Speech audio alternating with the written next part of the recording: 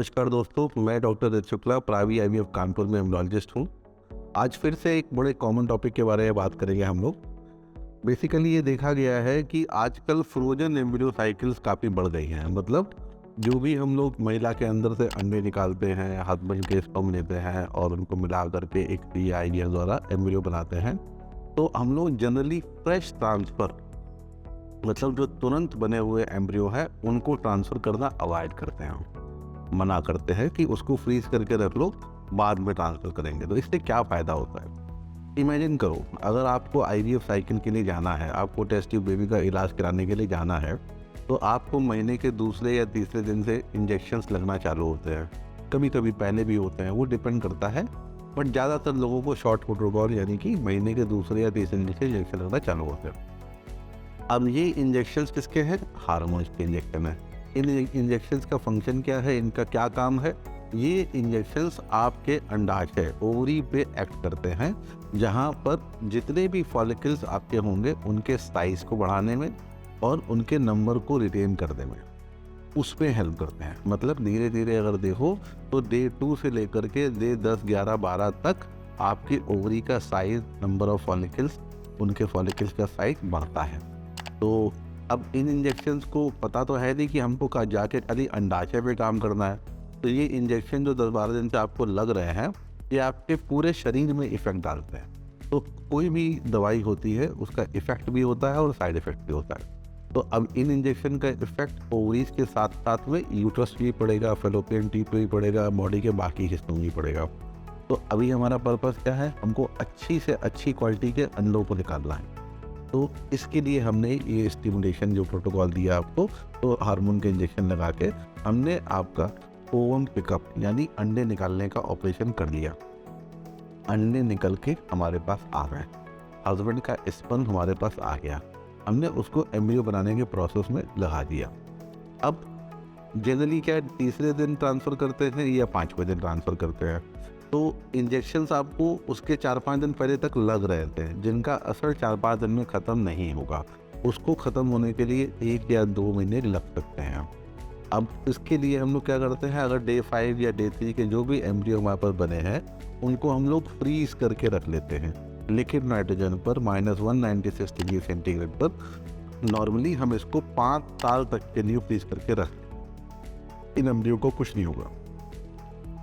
अब पेशेंट घर चला जाता है और घर से आने के बाद जब भी उसको महीना आता है तो हम उम्मीद करते हैं कि जितने भी उसको इंजेक्शंस लगे होंगे सारे वॉश हो चुके होंगे। अब हम उसको वापस से ट्रैकिंग करना शुरू करते हैं। ट्रैकिंग करना शुरू करने का मतलब ये है कि एंडोमेट्रियम की मोटाई देखते रहो, कितने की हो रही है। जैसे डे 2 पे 2 मिलीमीटर के आसपास है, डे 7 पे 5 के आसपास है, डे 9 पे 7 के आसपास है।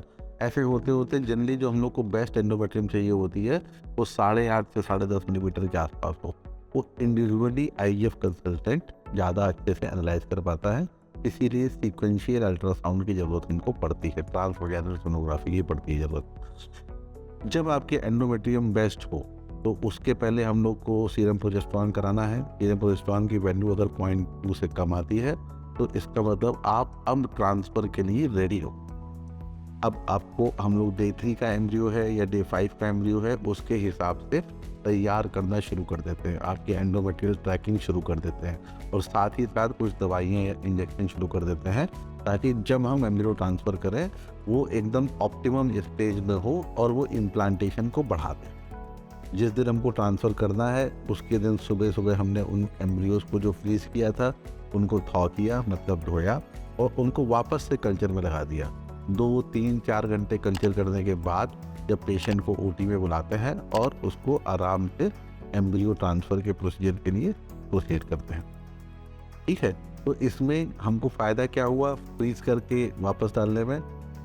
हमको जब अंडे निकालने थे तो हमने अपने फोकस को रखा अंडों के ऊपर, अंडाशय के ऊपर, बेस्ट फॉलिकल्स के ऊपर, बेस्ट क्वालिटी के oocytes के ऊपर।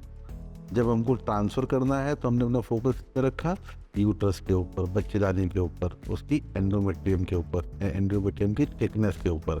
जब बेस्ट एंडोमेट्रियम बनी हमने तब ट्रांसफ़र कर दिया।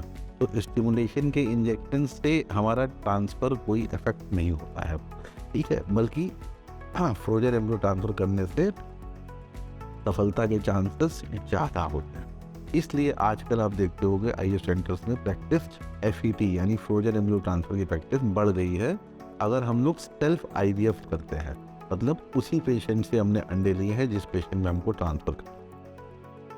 इसके जस्ट अपोजिट अगर हम लोग डोनर एग लेते हैं, तो डोनर एग लेते हैं तो किसी औरत का जिसका अंडा लिया है, अब हमको ट्रांसफ़र तो उसके अंदर करना नहीं है, तो हम लोग दोनों औरतों को अलग अलग प्रिपेयर करते हैं। जिसका अंडा लेना है उसको अंडे लेने के हिसाब से प्रिपेयर किया, और जिसमें ट्रांसफ़र करना है एम्ब्रियो को उसको ट्रांसफ़र के हिसाब से प्रिपेयर किया। तो ऐसे में क्या होता है, हम लोग फ्रेश ट्रांसफ़र कर सकते हैं और जनरली कर भी देना चाहिए।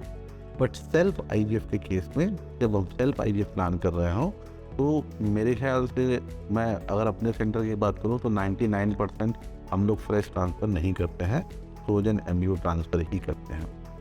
इससे रिलेटेड कोई पूछता हूँ मुझसे आपको तो 8417084446 पर मुझे फ़ोन करके बात कर सकते हो। Thank you so much for listening me and all the very best.